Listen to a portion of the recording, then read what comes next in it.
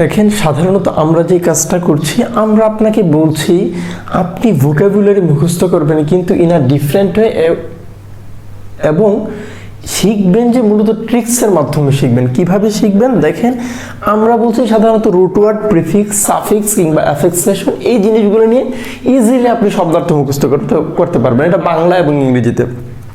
দেখেন, আমরা বলছি সব কল কল কল কল, এই যে সিমিলারিটি, তার মানে এই কলটা হলো একটা প্রিফিক্স। এই কল থাকলে উইথ অর্থ দেয়। উইথ মানে কি?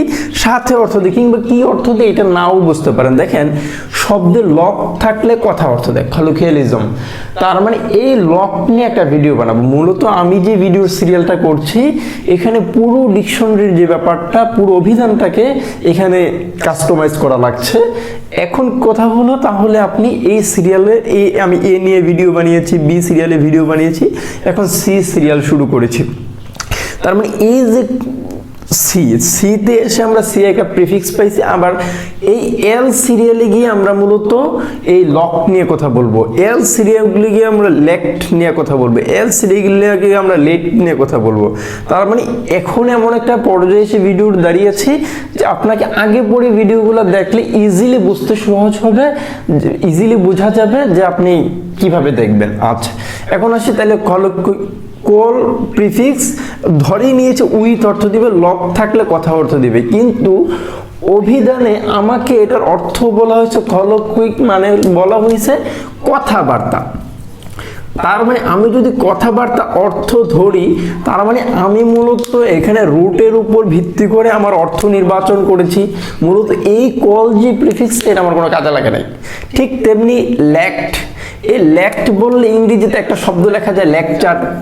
আমি আপনাকে লেকচার দিচ্ছি, আপনি লেকচার শুনছেন। এই লেকচার মানে কি? আমি আপনাকে ইনফরমেশন দিচ্ছি যে আপনি কিভাবে how to memorise vocabulary, how to learn vocabulary.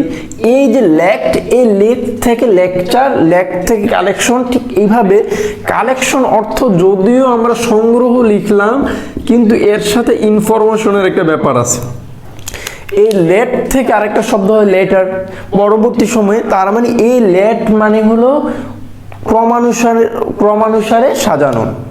এখন আমি যদি আপনাকে বলি কোলেট মানে হলো ক্রমানুসারে সাজানো। এখন কোলেটারাল এই শব্দটা আপনি যদি জ্যামিতিতে পড়েন, তখন পড়বেন সমান্তরাল। আপনাকে চিন্তা করতে হবে আমি লেট ধরে আগাচ্ছি, লেটটা হলো এখানে ধাতু, এরপরে এই জায়গাটা কোনো কাজের না, সাফিক্স। আমি এই সাফিক্সের ব্যাখ্যা কত চমৎকার করে আগের ভিডিওগুলো দিয়ে দিয়েছি, এবং আপনি যখন একাধারে মানে সবগুলো ভিডিও দেখবেন, তখন আপনার কাছে বলবে দূর এই ব্যাপারটা বারবার আলোচনা আনতেছে এখানে, এই জন্য আমি এই ব্যাপারটা এখানে আলোচনা করলাম না। দেখেন, আমি যে কাজটা করেছি, আপনাকে লিখেছি কোলাবোরেট। এই শব্দটি পড়লে আপনার কাছে মনে হবে আল্লাহ এমন একটা শব্দ লিখলো, এই শব্দটার সাথে তো আমি পরিচিত না, হতেই পারেন পরিচিত না, কিন্তু আমি আপনাকে বলছি কোলটা প্রিফিক্সটা আপনি ছেড়ে দেন, তখন কি পাচ্ছেন? লেবার।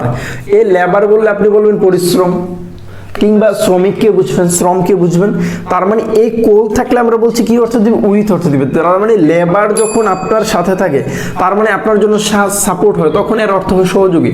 চিন্তা করে দেখেন, আপনি এই সাফিক্স প্রিফিক্স দ্বারা এফিক্সেশন দ্বারা যদি আগান, আপনি কত সহজ মনে রাখতে পারতেছেন। এইটা এখানে এটা এখানে আপনার সাফিক্স হিসেবে ব্যবহার হচ্ছে। তার মানে এখানে মাদ্দা হলো, এখানে রুট হলো লেবার, এই লেবার ধরে আমরা আগাইছি।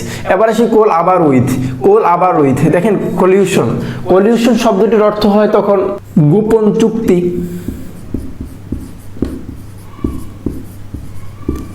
এখন দেখেন, আমি যদি কলিউশন শব্দটির দ্বারা গোপন চুক্তি বলি, কোলাইড বললে আমি বলবো ধাক্কা। দেখেন, আমি একটা জিনিস মিলাচ্ছি,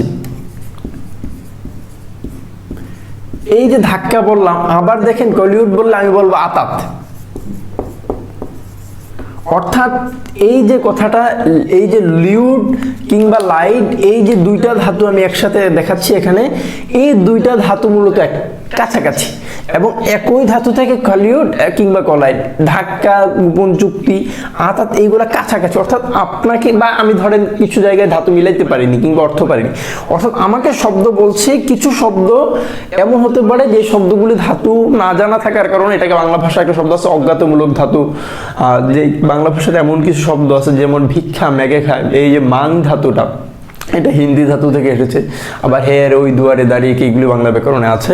তো এইভাবে আপনি চিন্তা করে দেখেন, শব্দার্থের মাঝে কিছু শব্দের কিছু ধাতু আছে যেগুলি আমরা জানতে পারিনি, তখন এগুলি আপনি একটু মুখস্থ করা লাগবে, কিন্তু অধিকাংশ ক্ষেত্রেই আপনার শব্দার্থ বুঝে মুখস্থ করার সুযোগটুকু আছে। দেখেন ভিডিওগুলো খুব কষ্ট করে বানায়, আমি আপনাকে বলবো আমার প্রচুর ইন্সপিরেশন দেওয়ার ক্ষেত্রে লাইক, কমেন্ট, শেয়ার এবং সাবস্ক্রাইব এটা খুব গুরুত্বপূর্ণ।